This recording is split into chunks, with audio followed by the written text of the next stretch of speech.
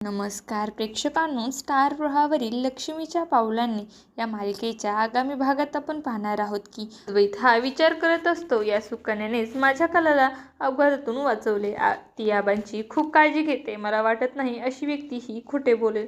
तेव्हा आबा देखील बोलतात, अद्वैत तुला मी सांगितलं ना, यामध्ये या सुकन्याचा काहीही दोष नाही.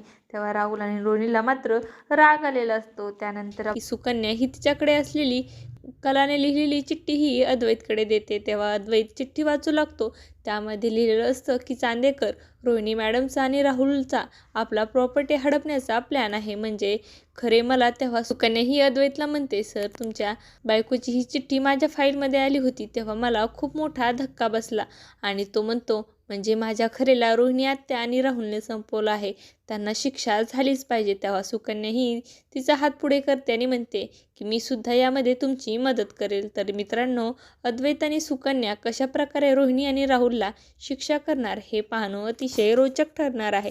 तुम्हाला जर आपला व्हिडिओ आवडला असेल तर चॅनलला लाईक, शेअर आणि सबस्क्राईब करायला विसरू नका. धन्यवाद.